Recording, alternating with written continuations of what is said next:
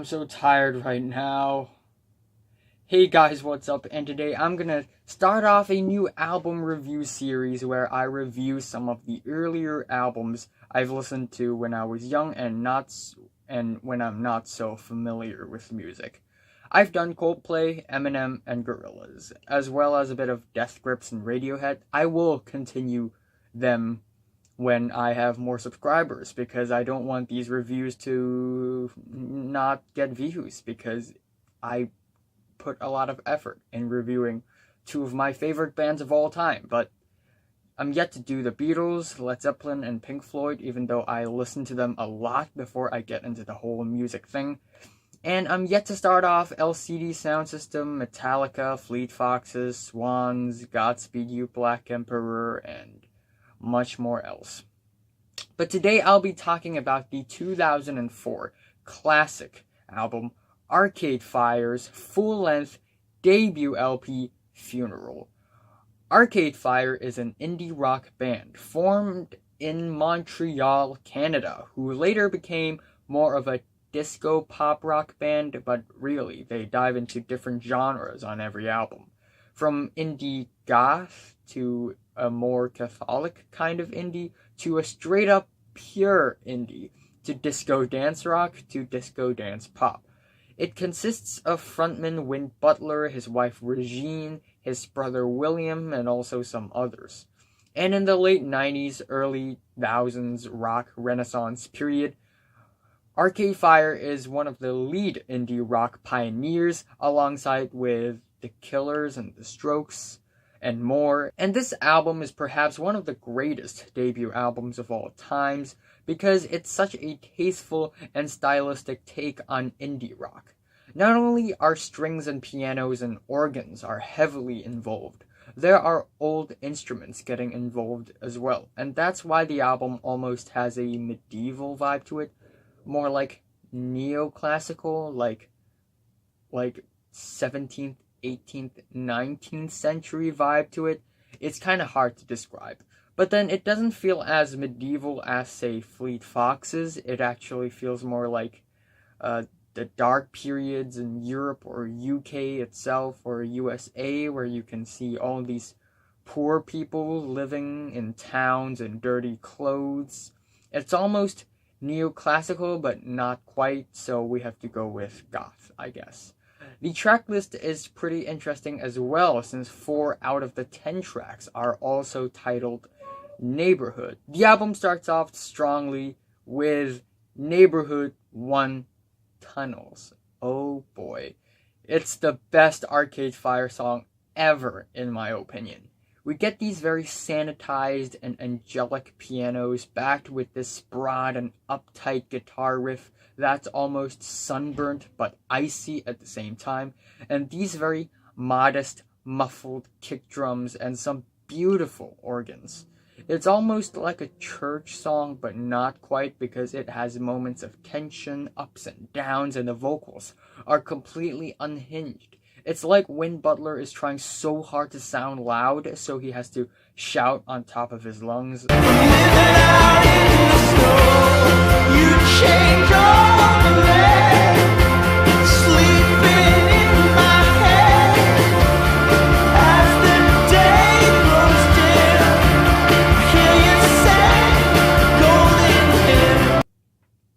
The chorus is actually incredibly catchy, and the chord progression of this thing is heavenly.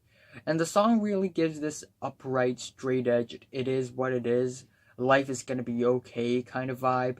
But the lyrics say otherwise, talking about digging tunnels to your neighbor's window, dreaming about a perfect future while your parents are weeping next room, trying to depict what it's like to be in a neighborhood. And the music video, it's great. It's really abstract and fantastic. It's, again, I don't know how to describe it. It's such a weird but refreshing music video. It's like cut out pieces of paper, but it's all dusty and old, and it's stop motion animation. Real people are involved. Fake paintings of, not paintings, but illustrated people are involved. And we get these weird light beams shining from side to side, and this weird tilted house plopped in the middle of another house. It's really, well, I won't say unorthodox, I won't say weird, but I would probably say stylish. Then we get Neighborhood 2, Laïka, or Laïka, which has a completely different sound. It's moodier and more pessimistic, almost. It has this European vibe because of the accordion, as well as some back and forth pinches of guitars and some smooth, lavishing strings that has a raw and ragged quality to it.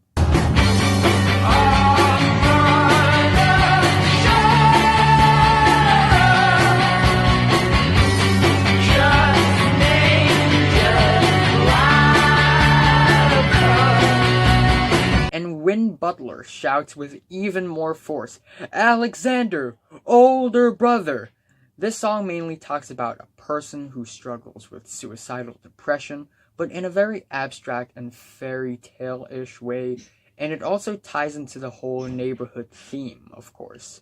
The overall musicianship is amazing, the production is tasteful, the instrumental arrangements are beautiful, and the performances are passionate.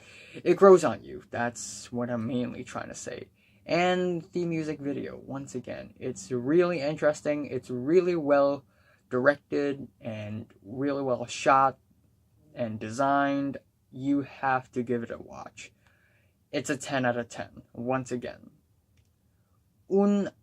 Okay, I'm sorry if I butcher any Canadian French, but here we go. Année sans Lumière, or however you should pronounce it, is the third track, which is Canadian French for A Year Without Light. It has a very smooth and steady 4/4 drum beat, and some really, really sweet and romantic guitars and strings. The chorus is very beautiful, as well as it has this bittersweet tone to it. The lyrics of this song, and most of the songs on the LP, aren't necessarily poetic, but they're definitely abstract. And I also love how French and English coexists on this track, and also on the track Haiti, and Haiti. Hey, street lights all burn out.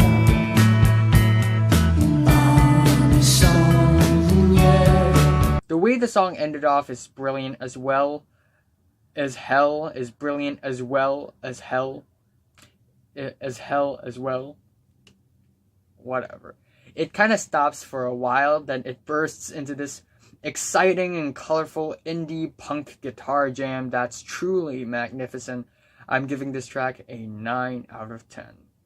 Then we smash our heads into the fourth track, Neighborhood 3, Power Out. Oh boy. Instead of a smooth intro, we go right into the loud and cold-blooded and busy and bustly guitars and bass and drums head on.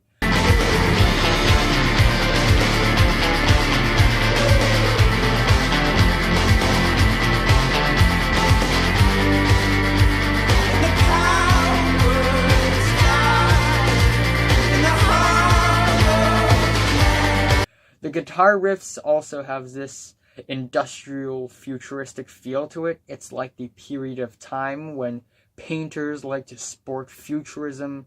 The drums are infectious as well. Boom, bap, boom, bap, bap, boom, bap, boom, bap, bap. The song is mainly inspired by the blizzard that took place in Montreal during 1998. I wrote 1998, but apparently I'm blind. And the lyrics itself are much more abstract and strange, talking about taking it from the heart and putting it in your hand. And the bass solo in the middle of the track is stunning. The descending guitars work so well with the drums and the lead guitars, it's breathtaking. And it's so tense and dystopian. It actually kind of reminds me of swimming in a cold, stale, and dimly lit swimming pool, racing with other competitors to the other shore. And the music video, once again, the music video, fucking fantastic. Go check it out. There's these little black, it's actually black, not like skin black, but actually shadow black small figures running into the city and killing all the electricity, and go check it out. And oh yeah, one of the scenes in the music video is them basically beating up an old guy, and it's just so tense and so dystopian, and it almost has this steampunk feel to it, which I really love. Neighborhood 4, 7 Kettles sounds completely different. The percussions are more organic and minimal and primal, as if it came straight out of the medieval ages. We get these ragged and crooked strings that goes along, and with Win Butler's fragile and frail vocals. It's a sweet dance folk tune, but it sounds so innocent it's almost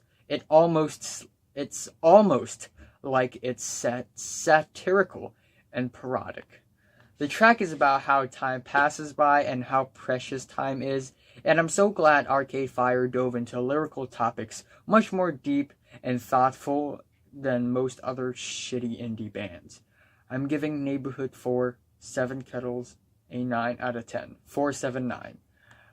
Up next is Crown of Love, which is a neat piece of little indie baroque piano rock song that sounds very tortured and bitter, but it sort of has this sweet romantic twist to it. They say it feels if you let it.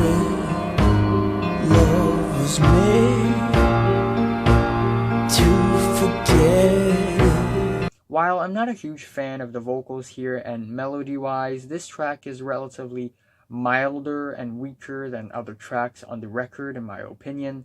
I still like it for what it is. The climax towards the end is actually pretty neat, but I guess I'm just not too into the chorus of this thing. I'm giving Crown of Love an 8 out of 10. I'm sorry. An 8 is actually pretty good. An 8 is actually really good. So what are you complaining?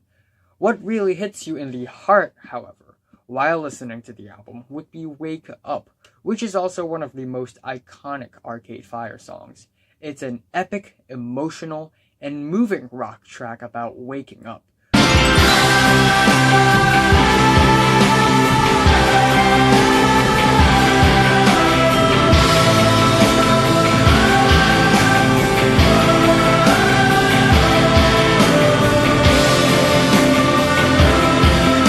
The guitars are slow but very powerful, and the chord progression of this thing is golden. The vocals are amazing as well, especially when they're all singing collectively in a harmony. It gives me goosebumps. Even David Bowie loved this song and then goes on to perform this song with them. And this song is about waking up and realizing the full human potential, and it's kind of grand and gargantuan. Towards the end of the track, it has this very brief key switch, but then it goes back and then speeds up into a very fun and lively, carefree jam. I'm giving Wake Up a 10. Then we have Haiti, which is one of the two tracks that's led by Regine, vocally, Win Butler's wife. And even though her vocals isn't the strongest, I still enjoy the track melodically. Surprisingly, this track is way much more blissful and fun and dancey, with the cute guitar licks and the pleasant keys that almost has this tropical flavor to it. The strongest thing about this track, however, is the ending, in my opinion. It sort of speeds up and becomes super jolly and carefree and fun. And the lyrical topics of the track is also pretty intriguing, because it's like a protest song to the Haitian government during the 60s and 70s that had led to Regine's parents fleeing from the country. Yeah, I like the track. I'm giving Haiti an 8 out of 10. Well, and somewhere between an 8 to a 9. Well, I'm gonna be generous. I'm giving it a 9. The track Rebellion Lies is actually my first ever Arcade Fire song, and it really leaves me a strong impression of the band, that the band is one of the leading pioneers of indie rock. Because this track, it's pretty fucking fantastic, not gonna lie. The track is carried by a simple and steady 4/4 drum beat that's driving and loud and rebellious. Then the guitars come in and the chords are truly one of the finest chords I've heard ever. Come on, baby, in our dream, we can live on this behavior. Every time you close your eyes, every time you close your eyes. And the song really sounds like a calm after the storm track, or more like a rebirth after a calm after the storm track. It sounds like slowly climbing back up from the pit. It sounds like restoring faith that everything's gonna be okay tomorrow. And the key change towards the end is very heartwarming and powerful. The track overall is such a sentimental and beautiful statement. I'm giving it a solid 10 out of 10. But even though Rebellion would be a great album ender, we get In the Back Seat as the last track, which isn't as great, but it's still pretty good. And once again, the entire track is led by Regine, and it deals with her thoughts and experience after her mother's passing, and how she was in the backseat before, but now she had to be in the driving seat. And I think it's a pretty deep and heavy topic, even though the song itself isn't as tear-inducing or as epic in my opinion. It's still pretty meaningful and impactful. And the climax of this thing where all the instrumentals swell is pretty great as well. I guess my only gripe with this song is the lyrics. Since Regine's mother was Alice, the chorus was literally Alice died in the night, and I think it could use some rewriting, maybe. I'm giving this track an 8 out of 10. Overall, I have to say this has to be one of my favorite rock albums of the 2000s, with tasteful instrumentals, colorful tunes, passionate performances, and abstract lyrics. They really gave this album a baroque, almost gothic touch because of the primal percussions, the strings, the pianos, and muffled vocals. It's almost orchestral, almost neoclassical. Almost sounds like what could have came out from the Les Miserables period. But yeah, most importantly, I think the songs are really, really, really well written. The album opener never gets old. It's always that freaking great, and it's definitely one of the greatest songs of the 2000s, hands down. Wow, and there are also a handful of tracks on this record that wows me because of how gorgeous and cinematic they are. The worst is Crown of Love. I'm sorry, I like it, but it's just not as good. And the best is the opener. I'm giving Arcade Fire's Funeral a very, very, very, very strong 9 out of 10. Just teetering on a 10. I think it could have used a stronger ending. So, have you listened to Arcade Fire's Funeral? From 1 to 10, how much did you rate it? Like if you like it, and subscribe if you want more. And a little announcement, I will be reviewing Lil Yachty and Daughters very soon. 2 very, very different records in terms of quality. Very.